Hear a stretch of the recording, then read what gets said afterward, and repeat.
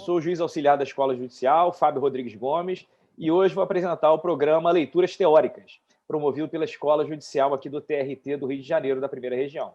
O nosso intuito é sempre conversar sobre livros, do direito, de áreas afins, e sempre que possível, conversar diretamente com seus autores, sobretudo quando forem juízes e servidores aqui da nossa casa. O nosso convidado de hoje é o Felipe Bernardes, ele é juiz substituto aqui no TRT do Rio, e o Felipe, além de juiz, também se dedica à área acadêmica. Atualmente ele cursa o mestrado em Direito na USP, ele é professor de diversas instituições, de cursos preparatórios, ele já publicou um livro chamado Manual de Processo do Trabalho, pela editora Juspódio, mas o nosso bate-papo aqui hoje não vai ser sobre o processo do trabalho apenas. Recentemente, bem mais recentemente, o Felipe ele publicou um outro livro, O Direito do Trabalho no Supremo Tribunal Federal, também pela editora Juspódio. Eu tenho aqui comigo o livro, ganhei de presente. Esse programa está bem legal, porque eu estou ganhando muito livro bom de presente, com autógrafo do autor. E seja muito bem-vindo, Felipe. É um grande prazer conversar com você aqui no nosso Leituras Teóricas. E antes de abordarmos pontos específicos do seu livro, eu queria que você explicasse para mim e para o nosso público como é que surgiu a sua ideia de escrever sobre esse tema e como é que você arrumou o conteúdo, os capítulos, como é que isso surgiu para você? Perfeito, muito bem, Fábio. Um prazer é todo meu de conversar contigo. Você sabe que é um cara por quem eu nutro uma admiração muito grande, é um cara estudioso, professor, e é um prazer muito grande poder dialogar contigo sobre o livro. Já soube que você andou lendo aí, não sei se leu todo, mas leu várias partes, já comentou comigo e fico honrado aí com isso. Bom, com relação ao livro em si, a ideia de escrever o livro, ela surgiu de uma necessidade minha até na magistratura. Eu senti, eu acho que todos nós sentimos isso, que as decisões do Supremo, cada vez mais, elas firmavam posicionamentos que eram posicionamentos, em grande parte, vinculantes. Em algumas situações, poderiam surgir dúvidas também acerca do alcance desse efeito vinculante, o que é vinculante, o que é obrigatório, o que não é obrigatório no precedente do Supremo. E eu, julgando algumas questões na minha prática da magistratura, eu me deparei com algumas dúvidas, porque a gente tinha situações, então, de julgamento, só que eu senti falta de uma sistematização. Pesquisando, assim, não achei nenhum livro, nenhum texto mais, digamos assim, mais esquematizado, mais organizado nesse sentido, que pudesse permitir um acesso mais direto para isso quando eu fosse julgar uma questão. Questões sobre competência, por exemplo, na parte do processo, questões de direito material também. E aí eu senti necessidade de fazer isso. E aí comecei a estudar e comecei a organizar. A ideia de organizar, então, foi uma ideia de dividir em 3 capítulos o livro.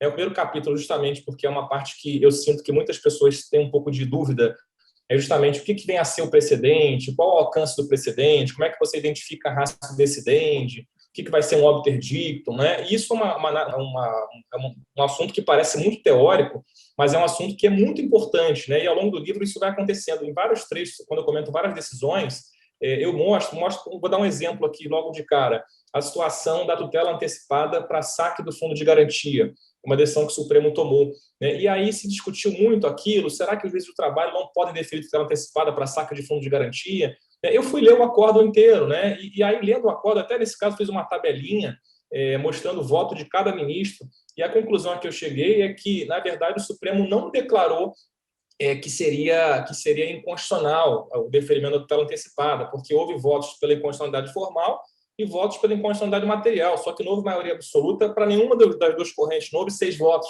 E aí a gente vê muitos colegas fazendo de outros tribunais, até do Rio, eventualmente, e claro, sem nenhuma crítica aqui, mas se baseando supostamente na decisão do Supremo que teria declarado aquela lei, a lei que previa essa vedação da tutela antecipada como inconstitucional. Só que, na verdade, o Supremo não decidiu isso, apesar da ementa do acórdão sinalizar que seria inconstitucional, mas a ementa foi de um ministro que votou num sentido. Então, isso realmente parece muito confuso, e é confuso, porque muitas vezes o juiz, o advogado, ele vai se basear na ementa do acórdão, por exemplo, e não vai pesquisar o inteiro teor para ver o que foi efetivamente decidido. Então, no primeiro capítulo, eu abordo essas questões para tratar com segurança, para que a gente possa avançar e realmente desvendar qual precedente vai ser vinculante, qual não vai ser vinculante. Aí o segundo capítulo, então, que é, vamos dizer assim, a parte mais nuclear da obra, o segundo e terceiro capítulos, eu analiso as decisões em si do Supremo.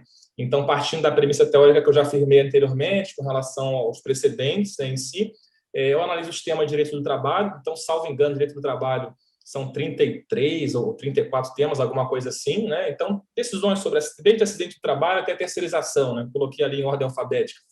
E a parte terceira é a parte de processo do trabalho, também os temas que foram decididos.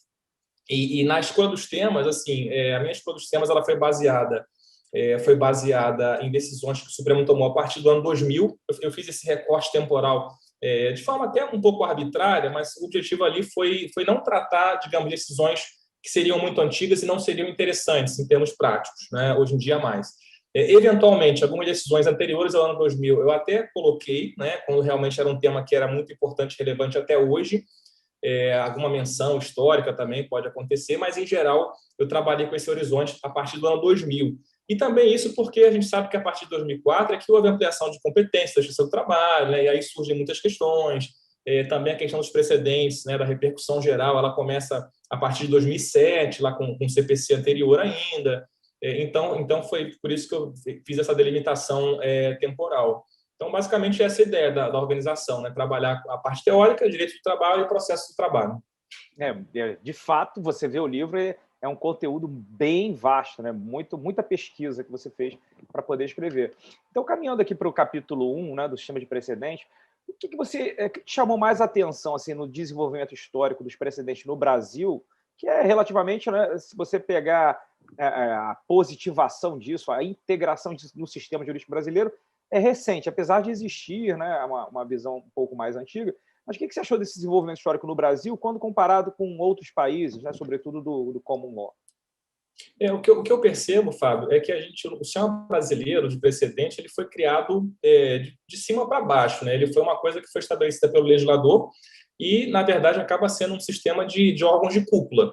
Então, a minha leitura os tribunais superiores, principalmente o Supremo, e no nosso caso o Tribunal Superior do Trabalho, fixam os precedentes que vão ser colocados ali, digamos, a fórceps e vão ser seguidos pelos juízos inferiores, ou juízes vinculados, digamos assim. Diferentemente, por exemplo, dos Estados Unidos, dos países da common law, em que esse sistema me parece um sistema, eu não sou especialista em direito americano, claro, mas a gente sabe que é um sistema que é muito mais construído pelo juiz, no caso concreto. Então, a partir do caso concreto, o juiz vai decidir, né? Ele, claro, ele vai observar se já existe algum precedente sobre aquele tema, mas é uma decisão do caso concreto, e aí futuramente um outro juiz é que vai dizer que aquele juiz anterior firmou um precedente. É uma coisa que me parece talvez um pouco mais espontânea, né? E é da cultura, é da common law, esse tipo de construção, né? Tem uma expressão até do Alexandre Câmara que eu gosto muito, que explica isso, que ele fala que no Brasil o precedente é um precedente doloso, porque o precedente ele já nasce sabendo que ele vai ser vinculante. Então, o tribunal, quando vai julgar, ele sabe que aquilo ali vai ser um precedente vinculante. Diferentemente lá dos Estados Unidos, em que quem vai dizer que é precedente é o juiz do caso futuro, né? Então, essa é uma diferença que eu acho fundamental, assim, eu acho crucial. E a questão da tradição também, né? Porque a tradição, como eu falei, a nossa tradição sempre foi a tradição da civil law. E isso até, Fábio, eu acho que você vai concordar comigo, me parece que reflete um pouco na forma como os tribunais editam os precedentes. Porque o tribunal, por exemplo, o próprio Supremo Tribunal Federal, quando edita uma decisão de repercussão geral, eles passaram a fazer isso, acho que em 2013, 2014, até então não faziam, eles resolveram fazer uma tese de repercussão geral, né, que não tem nenhuma previsão legal específica para isso. E essa tese de repercussão geral, se a gente for ver, ela é uma súmula, é praticamente a antiga súmula. Eles enunciam lá em caráter abstrato, né? Essa é uma diferença que eu acho marcante também da civil law para a common law, porque na civil law, como a gente tem essa tradição legalista, os tribunais, quando editam um precedente, eles transformam aquilo num enunciado que parece um enunciado de lei, muitas vezes. Né? Ao passo que na common law, não. Na common law é a decisão do caso concreto, raciocínio do caso concreto. Né? Então, eu acho que tem essas diferenças aí que são bem marcantes, bem significativas. Concordo com você, né? Porque, na verdade, o precedente aqui, na minha opinião, ele surgiu como uma ferramenta para tentar ajudar a resolver o volume assombroso de processos que nós temos aqui. Aí vamos pegar o precedente, porque a gente resolve muita coisa no atacado. E, de fato, como você mencionou, assim, é difícil o juiz, na ponta, e para o advogado também, ficar lendo todos os fundamentos de todos os precedentes. Né? Porque, às vezes, os votos são muito extensos, você deve ter se deparado com isso, né? Já peguei votos de mais de 200 páginas, um verdadeiro livro. Sim. Então, é complicado até. Aí, como é que você vai escolher o que dali é a ratio decidendi, né? O que é relevante, o que não é relevante? Então, eu te pergunto, você considera que esse sistema ele vem funcionando bem no Brasil, no STF, ou até mesmo no TST, e se no final do dia, né, você considera que esse saldo ele é mais positivo ou mais negativo? Essa pergunta é boa, é difícil de responder, né? Uma avaliação assim, um juízo de valor. Mas assim, o que eu sinto é que a gente está numa mudança de cultura ainda, né? A gente ainda tem uma certa resistência de alguns colegas talvez em seguir, mas eu acho que cada vez mais a cultura do precedente ela está se firmando. E eu acho que é positiva. Eu sou entusiasta, né? Eu sei que há muitas críticas aos precedentes, porque retirariam a liberdade do juiz, por exemplo. Mas eu sempre costumo dizer também o seguinte: o juiz ele sempre teve a liberdade de convencimento, livre convencimento motivado, como queira chamar, enfim. Mas o juiz sempre teve isso limitado pelo ordenamento jurídico, né? O juiz nunca pôde, a meu ver, e continua não podendo, e nunca vai poder, fazer o que ele quer, a seu bel prazer, julgar de acordo com a cabeça dele. Você fala sobre positivismo jurídico muito bem no seu novo livro também. Então a gente sabe que o juiz sempre teve limitado pela lei, né? E, na verdade, eu costumo também, didaticamente, dizer o seguinte: quando se cria o regime de precedente obrigatório, né, é como se fosse uma escadinha, né? Então, eu comparo assim: o primeiro degrau lá é a Constituição, que é a mais abstrata. A Constituição vai ser especificada muitas vezes na lei, a legislação infraconstitucional ela especifica, ela dá mais concretude. Só que muitas vezes a gente sabe que a lei também não é tão concreta assim. A lei dá mais com conceito jurídico indeterminado, né? A gente sabe que a lei dá muita margem para interpretações, para ambiguidade, para discussões que geram uma tremenda insegurança jurídica, né? E é claro que isso não é bom para a sociedade como um todo, isso gera também uma violação de isonomia, tratamento diferente para situações iguais. E aí o precedente ele vem e puxa mais um degrau nessa escadinha de concretude, né? De modo que no precedente já é algo muito mais direto ali, algo muito mais palpável, né? Então, fazendo essa metáfora aí, comparando com uma escadinha, né? Seria mais ou menos isso. Mas, assim, eu acredito que a cultura esteja sendo modificada. Eu acho que os juízes estão incorporando isso, os advogados também. Acho que temos que avançar muito. E um ponto que eu acho que o Brasil tem que avançar muito ainda, e, claro, isso aí é o exemplo dos tribunais superiores, principalmente do Supremo Tribunal Federal, e claro que a gente fala aqui na liberdade de cátedra, né, sempre respeitosamente aos tribunais, mas a minha avaliação do Supremo nesse ponto é que o Supremo não segue aquele artigo do CPC, que é o 926, que fala: os tribunais devem manter a sua jurisprudência estável, íntegra e coerente.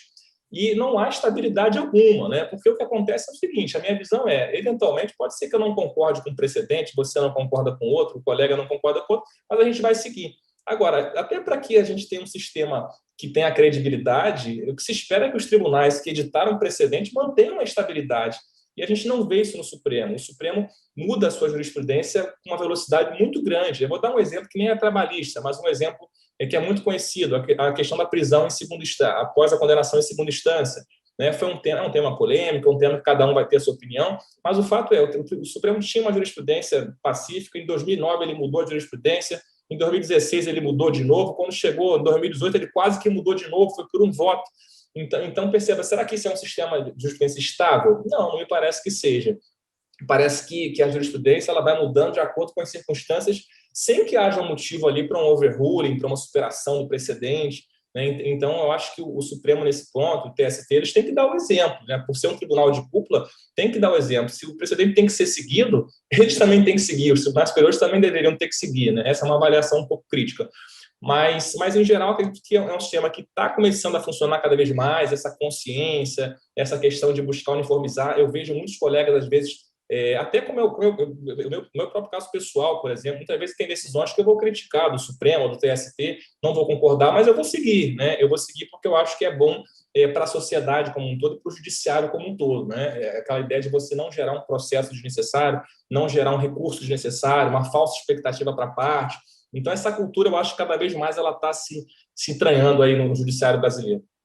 É verdade. Eu também acho que o precedente, no final, traz um resultado mais positivo do que negativo, apesar de concordar integralmente com você que a gente ainda precisa internalizar muito mais como isso deve funcionar melhor, sobretudo na cúpula, né? Porque se eles não derem o exemplo de manter o mínimo de estabilidade das decisões, essa confusão nas instâncias inferiores vai ser um efeito dominó, né? O mimetismo, todo mundo copiando e mudando para lá e para cá de acordo com o vento político e social do momento. Isso é muito ruim para o judiciário, né? O judiciário tem que ser um porto seguro para a sociedade. E aí, caminhando para o capítulo 2, Felipe, como eu falei antes, né, o seu livro é um livro de fôlego, né? De ver que é uma pesquisa que foram noites e noites aí, mal dormindo. Isso é verdade. E porque você praticamente buscou exaurir os temas, os principais temas trabalhistas, tanto em direito material como em direito processual.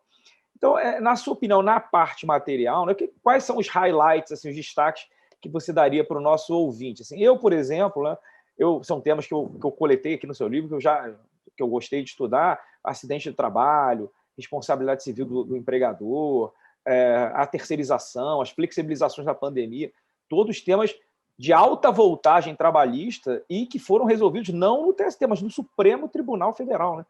Isso, para a gente aqui que é da velha guarda, é uma novidade tanto. Então, quais seriam para você os temas que você destacaria assim, na área material trabalhista? Olha, esses temas que você mencionou, todos eles eu concordo que são temas aí de destaque. Então, a terceirização, né? E é interessante perceber, Fábio, uma coisa que eu noto no livro também, que é uma coisa que é notável, na verdade, é que, assim, que muitas questões que a reforma trabalhista veio trazer em 2017, o Supremo tinha antecipado já. Então, a terceirização é um exemplo, né? O Supremo decidiu em 2016. Outro exemplo também é a questão da prevalência do negociado sobre o legislado. O Supremo já decidiu, né, parcialmente essa questão também. Claro que ainda tem discussões para serem, digamos assim, esmiuçadas, mas o Supremo decidiu já também antes da reforma, de modo que a gente pode dizer até que em alguns aspectos, a reforma trabalhista começou no próprio Supremo, né? Então, a terceirização, acidente de trabalho, a questão do negociado sobre o legislado, que é uma questão importantíssima também, né, que é uma questão estruturante do direito do trabalho. Uma outra decisão também que eu acho que foi muito impactante, e a gente até pode falar um pouco mais sobre isso depois, que eu acho que foi realmente decisiva, até em termos de mudança de posicionamento do Supremo, foi a decisão do Fundo de Garantia, da prescrição, em que, em 2014, o Supremo reduziu de 30 anos para 5 anos, né, declarando inconstitucional um dispositivo legal que estava vigente há 30 anos, quase 30 anos na época, enfim. Então, eu acho que são decisões que são bem paradigmáticas, né, e que vão mostrando os rumos que a matéria trabalhista começou a ganhar no Supremo. E a partir disso, assim, o que você percebeu? Esse exemplo que você deu aí foi um de uma guinada jurisprudencial enorme, né? Porque o TST tinha súmula sobre o assunto, né? Reconhecendo a famosa prescrição trintenária, e o Supremo ele deu uma guinada gigantesca nesse aspecto. Você viu outras guinadas? Você ainda considera que ainda é uma certa... um conflito de opiniões entre o colegiado do Supremo e o colegiado do TST? Sim, certamente. Certamente isso ficou muito patente. Então a decisão do Fundo de Garantia é uma paradigmática, como eu falei aqui, é uma das principais. Ela marca esse início de uma postura do Supremo que eu até chamaria, né, eu tenho chamado de forma crítica também, isso de uma espécie de ativismo judicial também, porque, a meu ver, a gente coloca o seguinte: a gente sabe que existem críticas à Justiça do Trabalho, ao próprio Tribunal Superior do Trabalho, são críticas que algumas podem ter procedência, outras não. A gente sabe que nem tudo era correto, nem tudo podia ser perfeito, como nunca é em nenhum tribunal, em nenhum setor do judiciário brasileiro vai ser, em nenhum setor da vida.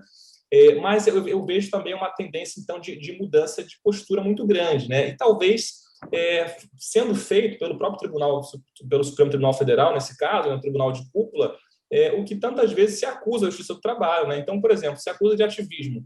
Mas aí eu pergunto, tudo bem, então a gente tem que seguir a lei, a gente tem que ser mais estrito na legislação, no que está escrito no texto da lei, uma interpretação mais literal, talvez. Mas aí, quer dizer, a gente tem um texto de lei, por exemplo, que era a Lei 8.036, que previa a prescrição de 30 anos, estava lá em vigor há quase 30 anos, como eu falei, e aí simplesmente vem uma decisão e aí, digamos, entre aspas, revoga um dispositivo legal que estava ali presente. Uma outra situação, né, em que o Supremo eu posso considerar um pouco ativista. É claro que a gente vai ter outras justificativas para isso, né, mas, por exemplo, a situação da pandemia, que você mencionou muito bem, que foram decisões também muito importantes. Né? Teve uma situação, quer dizer, o artigo 7º, inciso 6º da Constituição, ele diz muito claramente, né? Eu posso gostar ou não gostar disso. Eu posso até entender que a pandemia era uma situação excepcional diferente, mas está escrito lá textualmente que redução de salário somente mediante acordo ou convenção coletiva de trabalho. E aí o Supremo validou, então, né? Tinha até o voto intermediário do ministro Lewandowski, que eu achava um voto muito bom, porque ele preservava a situação da urgência, mas ele preservava o texto constitucional também, na minha visão, na minha leitura. Mas está escrito no texto, o Supremo validou, então, contra o texto da Constituição, quer dizer, a meu ver, contra o texto expresso do artigo 7º, inciso 6º, com base numa ponderação e tal, né, com base nesse raciocínio pós-positivista, principiológico. Então, o que a gente nota assim, a meu ver, uma tendência, às vezes, de superar o texto da lei, o texto da Constituição em algumas situações, em outras talvez não, né? O que também gera insegurança, né? Não sei nem o que você pensa sobre isso. Até gostaria de te ouvir sobre isso também. Eu sei que você não está sendo entrevistado, né? Mas eu tenho curiosidade de saber, porque enfim, eu vejo alguns posicionamentos como posicionamentos nitidamente ativistas do próprio Supremo nesse sentido aí. Na verdade, esse caso do salário entre nós aqui e o público é complicado, porque a regra constitucional fala salvo convenção ou acordo coletivo. Então, o qualificativo do acordo coletivo veio grudado na palavra. Diferentemente, né, da outra questão envolvendo jornada, né, que se é possível a jornada ser reduzida por acordo individual, lá você tem acordo e convenção coletiva. Então, essa jogada semântica e sintática é utilizada por... Até a Ana Paula de Barcelos escreveu um parecer interessante, seguindo a linha que o Ives Gandra, que o ministro Ives Gandra já segue no TST há muito tempo em relação a isso. Mas, em relação ao salário, de fato, você tem uma forma de redação da regra constitucional que dificulta enormemente você ter uma redução salarial a partir de uma lei ordinária, né? Seguindo aquela minha tese lá no livro da ordem marco da Constituição, onde há uma regra constitucional, aí o legislador está inviabilizado, ele não pode ultrapassar a regra. Quanto a princípios, aí é aquela vasta questão, né, que depende de como você entende o direito. Mas, nesse caso, de fato, era... Assim, é claro que nós entendemos que é uma situação extremamente difícil, uma situação anormal que nós vivenciamos, especialmente em 2020, né, que foi o ápice disso tudo, sem vacina, sem nada, mas ainda assim, né, que se fizesse, então, uma emenda à Constituição, alterando a regra da Constituição para viabilizar, fazer as coisas direito, né, e não de afogadilho, atropelando tudo, como você falou, se valendo de princípios, e aí você vira o direito de ponta cabeça, né, e faz o direito de ocasião, o direito ad hoc. Isso é muito ruim, na minha modestíssima opinião. Perfeito. Né? Fico muito feliz de ouvir e ver a sua coerência, né? Ver que você defende, exato. Você está aplicando o raciocínio. A ideia é seguir essa linha de raciocínio. É como você bem disse, em relação até aos precedentes. Eu não estou numa posição institucional de gostar ou não gostar do precedente que o TST fez em um recurso de revista repetitivo, por exemplo. A minha função é cumpra-se, obedeça à autoridade. Simples assim. Se todo mundo começasse a pensar assim, eu acho que, inclusive eles lá em cima, eu acho que as coisas iam se arrumar, iam se assentar, se acalmar um pouquinho mais. Né? Perfeito, estou 100% de acordo. Vamos para a parte 3 aqui, né, para o capítulo 3, que envolve direito processual do trabalho. E a minha pergunta é se você se debruçou apenas sobre casos já julgados ou se também você teve tempo de analisar casos ainda sub júdice.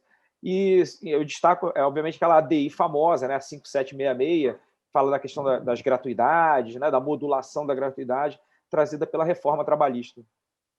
Olha, assim, o meu foco central foram decisões já publicadas, questões já decididas, vamos colocar assim, pelo Supremo.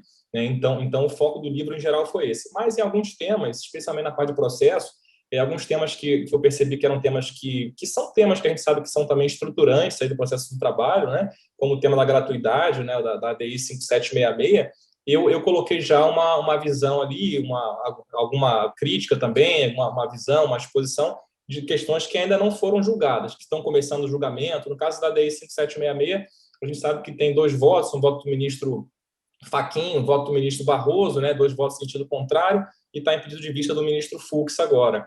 E outras questões também, eu coloquei algumas questões que seriam julgadas. Né? Então, eventualmente, no livro, o leitor ele vai encontrar alguma coisa ainda que vai ser julgada muito em breve, a gente não sabe quando, né? Mas o foco realmente foram questões já decididas. Tá legal. E eu te pergunto, em relação a 2 temas específicos, né, do processo do trabalho no Supremo, que, para mim, me chamaram muita atenção na época, eu li os acordos. Agora, recentemente, foi finalmente finalizaram o julgamento da ADI 3395, né, de uma maneira equivocada, na minha opinião, mas foi finalizado o julgamento. E também um recurso extraordinário que você menciona com bastante propriedade no seu livro, que é o 960429, né, que fala da responsabilidade pré-contratual, né, sobre a competência, material para analisar questões envolvendo a responsabilidade pré-contratual do empregado público.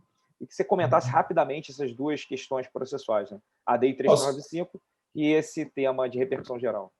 São duas decisões do Supremo que vão nessa tendência também de redução de competência. Então, o que eu notei estudando o julgado do Supremo sobre competência da Justiça do Trabalho, a tendência claramente de redução da nossa competência, né, ao longo do tempo. Como você colocou, com a emenda constitucional 45, se esperava uma ampliação maior da competência, a ADI 3395 limitou, então, portanto, né, excluiu várias questões, principalmente a questão do servidor público, né, que, a meu ver, era uma questão que poderia, sim, ser de competência da Justiça do Trabalho, uma justiça que é capilarizada, uma justiça que tem capacidade institucional para julgar esse tipo de tema, né? Porque tem a ver, em última análise, com o trabalho humano. É claro que as questões criminais, por exemplo, sou contrário. Eu acho que o Supremo andou bem em não trazer competência criminal para nós. Eu acho que foge um pouco da nossa, digamos assim, da nossa especialidade, né? Mas a relação de trabalho em si, eu acredito que deveria, a emenda constitucional 45, ela quis trazer para a Justiça do Trabalho isso. E a outra questão, né, do recurso extraordinário que você mencionou, de repercussão geral, é a discussão pré-contratual, né, antes do contrato de trabalho. E aí se entendia muito tranquilamente, após a emenda constitucional 45, que a competência seria da Justiça do Trabalho. O próprio Supremo Tribunal Federal tinha jurisprudência muito consolidada nesse sentido. Decisões das duas turmas, né, reiteradas, muitas decisões, dizendo que seria competência nossa. E aí vem a decisão, portanto, acho que foi em 2019, não tenho certeza, 2019, acho que 2019 ou 2018, dizendo que, então, essa situação pré-contratual, no caso de empregados públicos, não seria uma discussão de competência da Justiça do Trabalho, né? E aí se alega, o fundamento é que seria uma discussão muito mais administrativa, uma discussão que vai dizer respeito ao edital do concurso público e alguma situação como essa, e aí, por isso, existiria um interesse público maior naquela situação. E, na verdade, assim, a meu ver, a decisão ela se equivoca, porque até o próprio Supremo ele tem decisões bem conhecidas falando isso. O Supremo fala, olha, não é o ramo do direito que vai ser aplicado que vai definir a competência. O juiz de trabalho pode aplicar o direito civil, até o direito penal, eventualmente. Você pode aplicar o Código de Processo Penal numa situação de um processo trabalhista. Eventualmente, claro, é difícil, mas pode acontecer, né? E o Supremo disse isso muito claramente quando decidiu a questão lá da competência até para acidente de trabalho, quando trouxe para a Justiça do Trabalho, a emenda constitucional 45, ele falou, olha, pouco importa o ramo do direito, né? Então, se existe alguma questão, por exemplo, numa situação de pré-contrato, de admissão, de edital de concurso público, alguma questão de direito administrativo, isso por si só não faz com que a competência seja da justiça comum, né? Porque o ramo do direito pouco importa. O que importa é a origem da relação jurídica ali. E me parece que a relação jurídica, nesse caso, é uma relação jurídica de trabalho, uma potencial relação de trabalho, sim, mas não deixa de ser uma relação de trabalho.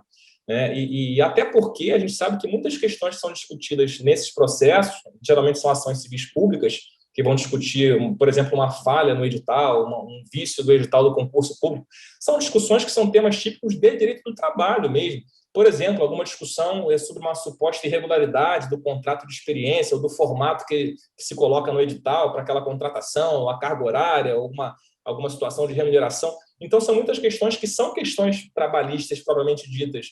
E aí você leva essa questão para um juiz da justiça comum, um juiz estadual, federal, conforme o caso, para julgar, né? O que me parece que quebra um pouco até a organicidade do sistema, né? Essa ideia de que a justiça do trabalho é especializada nisso e deveria julgar essas questões. Verdade, concordo com você. E chegando aqui para o finalzinho da nossa conversa, né? Eu queria te perguntar o que você acha, assim, se você acredita que o direito do trabalho e o direito processual do trabalho vieram para ficar na jurisprudência do Supremo Tribunal Federal, como é o título do seu livro, né? Porque finalmente parece que os advogados descobriram o caminho das pedras constitucionais, né? Que sempre abriram, na verdade, para o Supremo Tribunal Federal. Sem dúvida, sem dúvida. Assim, as questões trabalhistas elas têm tido cada vez mais uma importância muito grande. Na sociedade também se discute muito, os temas trabalhistas agora eu sinto que são muito mais discutidos, né? Muitas discussões, até às vezes, um cunho até ideológico, que, a meu ver, desvirtuam a discussão, que deve ser uma discussão muito mais técnica, né? Mas, enfim, chegou no Supremo e eu acho que chegou para ficar, sim. É claro que a gente não sabe o que vai acontecer amanhã ou depois em termos de legislação trabalhista.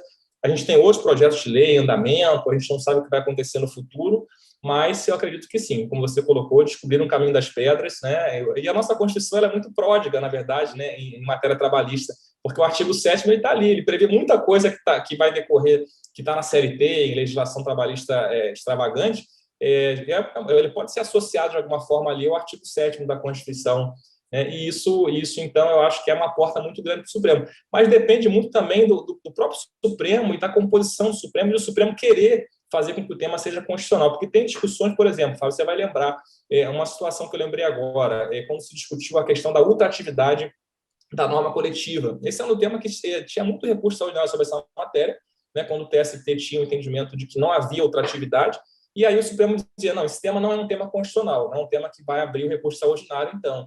E aí o TST, a gente sabe que ele mudou o entendimento, ele passou a prever a ultratividade, é claro que eu posso concordar disso ou discordar, mas o fato é, aí o Supremo passou a entender que o tema ele passou a ser um tema constitucional, o que também é uma coisa que a gente tem que problematizar, né? A gente tem que saber, olha, será que o tema é constitucional ou não é constitucional? Qual o critério, né? Qual o critério? Então, ele só vai ser constitucional quando eu entender que tá errado o entendimento da instância anterior, ou será que ele vai ser constitucional independentemente disso? Então, isso é mais uma questão que a gente tem que pensar, aprofundar, né? Mas, enfim, eu acho que a tendência é, por um bom tempo, o Supremo ainda tem muita questão pendente da reforma trabalhista, né? Muita coisa. Então, eu acho que nos próximos anos a gente vai ter muita decisão ainda do Supremo no campo trabalhista. É verdade.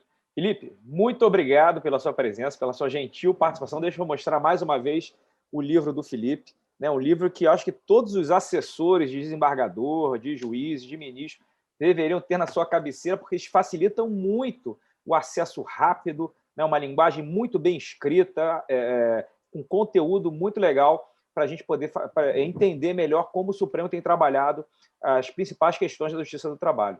Aí eu te deixo aí a palavra para a palavra final aí da nossa entrevista. Fábio, eu só tenho a agradecer você pelas palavras gentis também, pelo convite. Como eu falei aqui no começo, você é um cara que eu tenho admiração muito grande, é um cara que é estudioso, é um cara que enfim, que a gente sabe que tem um embasamento muito grande, e ouvir um elogio seu, assim, para mim, vale ter um peso dobrado aí pela pessoa de quem está vindo. Então, só tenho a agradecer mesmo pelo espaço, né? E é isso aí, a gente vai se falando aí, estou sempre às ordens.